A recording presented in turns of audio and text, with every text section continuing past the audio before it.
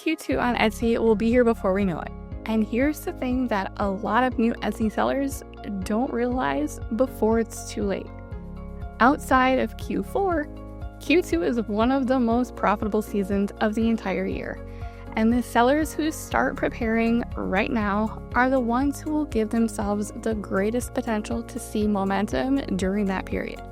So today, instead of letting spring sneak up on us, I'm sharing 3 things that I'm actively doing in my shops right now and what you are also capable of doing right alongside with me so that we can see success together.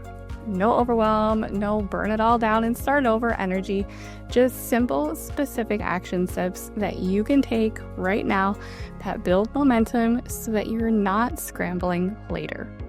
In case we haven't met yet, my name is Mandy. Think of me as kind of like your big sister in business who is fully obsessed with being an Etsy print-on-demand seller, but also wants to help you feel confident with designing, identifying profitable niches, and growing a successful business so that your products get seen, loved, and sold without inventory and without chasing every shiny object that pops up on Etsy. Now, before we jump in, here's one quick thing to help frame where we are in the year. When I talk about Q1, Q2, Q3, Q4, I'm not trying to make this overly corporate.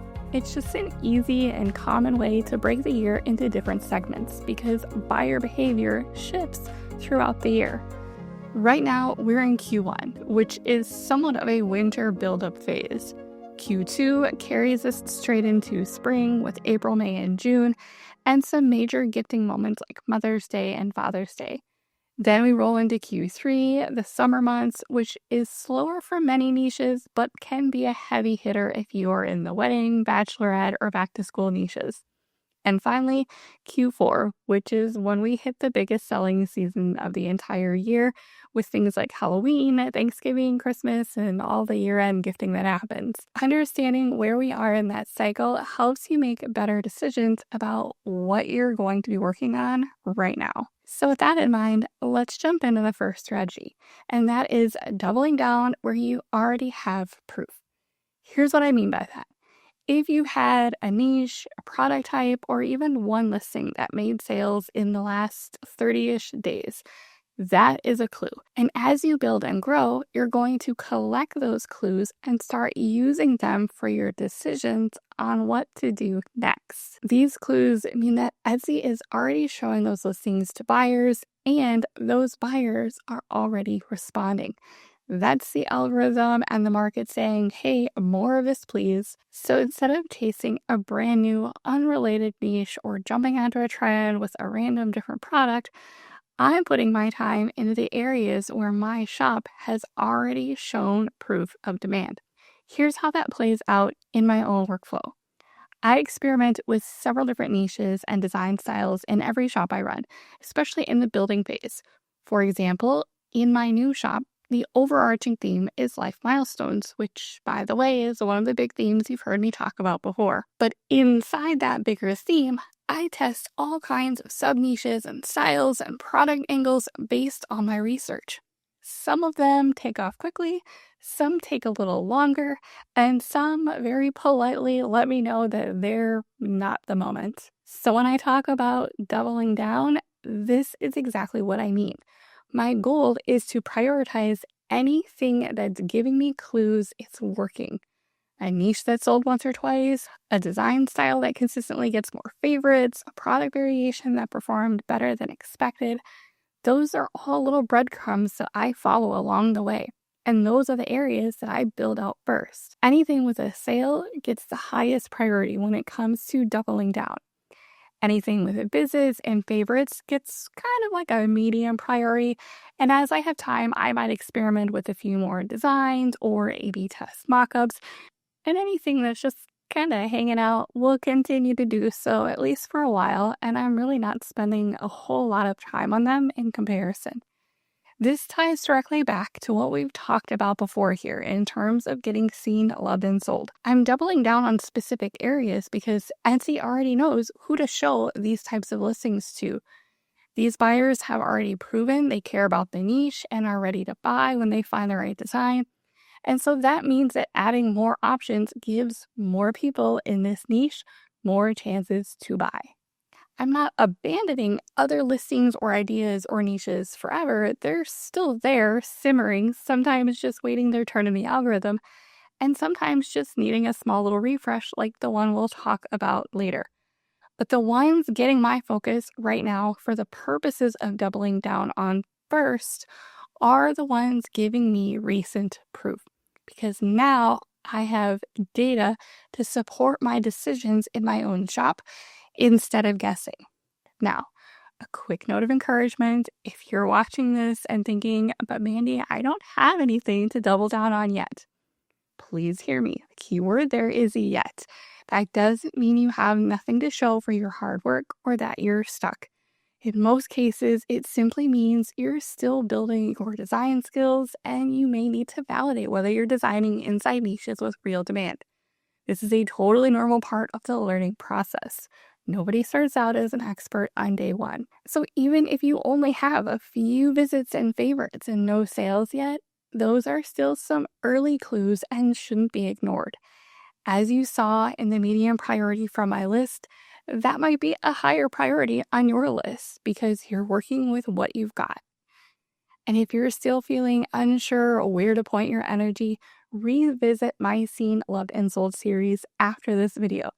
It'll walk you through narrowing your niche, improving design demand, and setting yourself up so that you start getting more of those early clues. So here's your action step otherwise. Either review your listings from your listing manager view. This is an easy scroll if you don't have a ton of listings, or go to your stats section in your shop, change it to view at least the last 30 days, then scroll all the way down so that you can see the listing data. You can then sort this by views, favorites, orders, and revenue. Then ask yourself, where have I already seen wins, even tiny ones? And how can I build on them this week and in the coming weeks? Then make your action plan for what you're going to list next based on that information. This alone can change the trajectory of your Q2, which brings us to strategy number 2. And this one can be huge for Q2. Leaning into giftable angles inside the niches you already serve. Second quarter has some of the biggest gifting moments outside of the holidays. We're talking Mother's Day, Father's Day, graduations, teacher and nurse appreciation, end of year sports banquets. It's a whole season of I need a thoughtful gift right now. And here's the best part. You do not need to reinvent your niche or entire shop to tap into this. You don't need a brand new Mother's Day niche. You just need to understand how your existing niches overlap with how real buyers identify themselves and the people that they're shopping for. This is where that customer identity work comes in and how listings get both loved and sold. Let's talk about what I mean by this. If your niche is pets, you're probably already reaching dog moms, cat moms, rescue moms, new puppy moms, all with built-in gifting options for Mother's Day or Father's Day if they're dog dads. If you're designing for sports, you naturally have baseball moms, dance moms, cheer moms, moms who love to golf, all of whom are giftable identities. If your niche is life milestones, like in my new shop, I'm already thinking about angles such as first Mother's Day or first Father's Day, mother or father of the bride or groom, new grandma or grandpa gifts, or parents of seniors graduating. These identities still fit within my niches and reach customers I'm already attracting. And these are also buyers that are incredibly active during spring. And here's the thing. These shoppers aren't usually looking for a giant Happy Mother's Day graphic. They're looking for something that reflects who they are, or who they love, or are thinking about with that identity. Giftable angles work because they make your listing feel personal, but in a way that connects with customers you're likely already trying to attract. And if you caught my recent top 5 niche theme series, you already know most strong themes have natural giftability built in because they connect to roles, hobbies, passions, milestones, and meaningful identities. So don't overthink this. Don't spin up a whole brand new niche when you don't need to. Just ask yourself, within the niches I'm already designing for, What identities might someone want to buy a gift for in the months ahead? Think a candle with a funny or heartfelt label, a journal or notebook with a niche specific message, a coordinating mug or tote, or a personalized variation of an apparel design you already offer. These small pivots turn everyday designs into giftable moments without starting from scratch. So your action step with this one is to take one niche you're already leaning into, choose one product that can be positioned as giftable, and then create or update a listing this week with that in mind. You don't need a totally new direction in your shop. Start with thoughtful, giftable variations that can open the door to a whole wave of new buyers during this upcoming quarter. And this is where your listings stop being just a design and start becoming the exact things someone needs to celebrate a moment, a milestone, or a person that they love. And finally, strategy number 3. And this is one of the easiest, lowest effort ways to breathe new life into your existing listings. Refresh your mockups. Because here's the thing I remind sellers of all the time. Shopping is a visual sport. Before a buyer ever reads your title, before they ever see your description, if they see it at all, they have to click. And clicking through is one of the biggest pieces of the getting sold puzzle. If your thumbnail doesn't stop the scroll, the rest of your listing never even gets a chance. This is especially true for those listings that live in more of that medium priority arena, the ones that aren't maybe your stars, but they're not dead either. They have potential. Those listings respond so well to a visual refresh because they already have maybe some traction. Sometimes they just need to benefit from a stronger first impression. Let me share a real example because this literally just happened recently. I went back through one of my shops and pulled up a handful of older listings. These were solidly medium priority. Not top earners, but definitely not flops either. They were getting some visibility, just not converting consistently. So I changed one thing. I swapped out the first thumbnail for a new mockup that felt brighter and fresher. No new design, no listing rewrite, just a visual update. And 2 of those listings sold the very next morning. Intentional refreshes matter. They absolutely can have an impact, especially when you are paying attention to those clues and can see when listings are potentially worth a little more love. Now, if you happen to sell apparel and want to take this a step further, here's a little bonus hint I'm using in my own refreshes right now. Printify recently shared on their Threads account, which, by the way, is kind of one of my favorite places to hang out these days, that a few specific comfort color shades are performing incredibly well. As in, they're seeing orders double for these shades. And these colors are sage, butter, and seafoam. And honestly, with spring coming up, these colors make total sense. So here's how I'm testing that out on my own apparel listings. On a few of my medium priority listings that already offer those colors, I'm swapping in a mockup featuring one of them as the first thumbnail. And if the listing doesn't have those colors yet, but the design makes sense on them, I'm adding that color option and updating the mockups accordingly. Not because colors alone will save a listing, but because when something is trending visually, buyers do tend to respond. And if you're updating something anyway, it makes sense to test what's working across the marketplace based on actual data.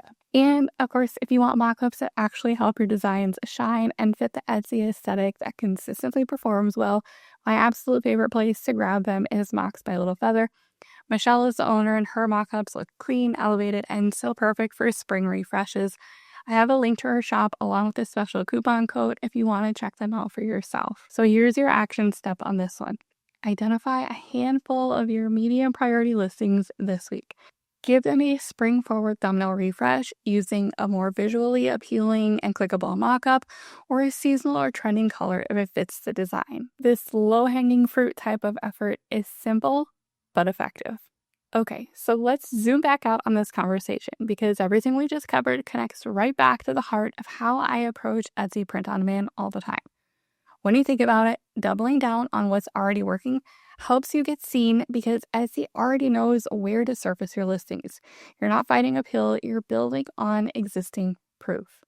Then, leaning into giftable angles is where the loved part happens. It's that emotional connection, the buyer identity, and that, oh my gosh, that's so them moment that turns a view into a purchase.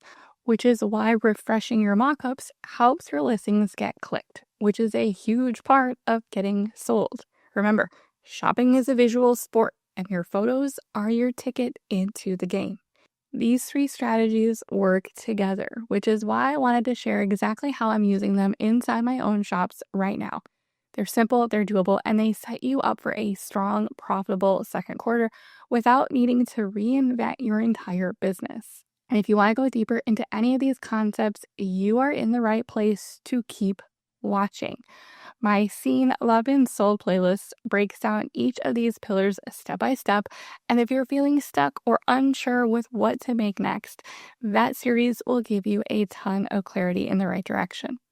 And my top 5 niche themes series is perfect for sparking ideas for profitable niches to tap into, especially if you want inspiration for giftable angles or expanding in your own niches. Now, before we wrap up, if you're watching this and thinking, okay, Mandy, this all makes sense, but I'd love a little help figuring out where to put my energy each month. This is exactly why I created my monthly niche and trend reports, and they're available inside both my Pod Essentials if you want just the reports and templates, or Simply Thrive if you are looking for full access to all of my learning modules, community, live calls, AI bot besties, and more. They're not just a random mix of the same things over and over again. They're more like a shortcut to clarity.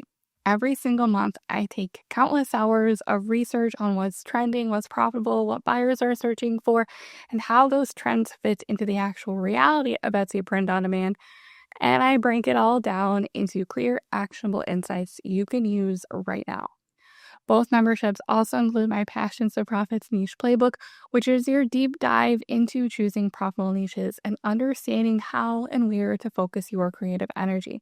So if you've ever felt stuck on questions like, what niche should I build into next? Or what's actually selling this month? Or what themes are worth my time? Or where should my next listings even come from?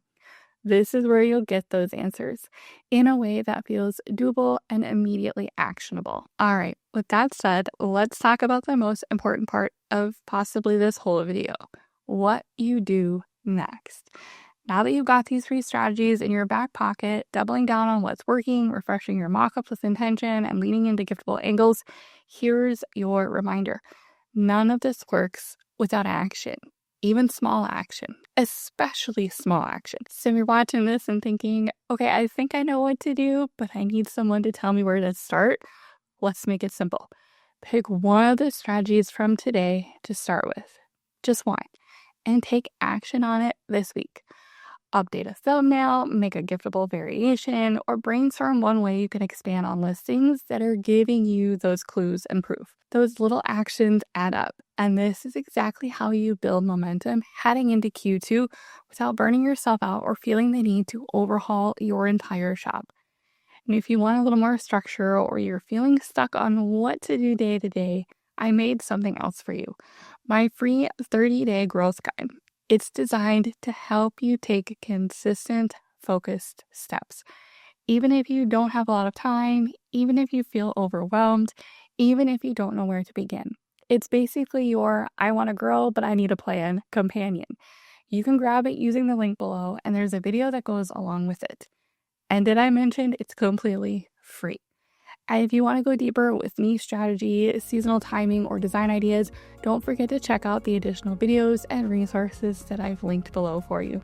Q2 is coming, my friend, and now you won't just be ready for it, you'll be building a shop that can thrive in it. Stay focused, my friends, keep taking action, and never stop pursuing excellence in your business. Thanks for watching. I'm so glad you're here, and I'll see you in the next one.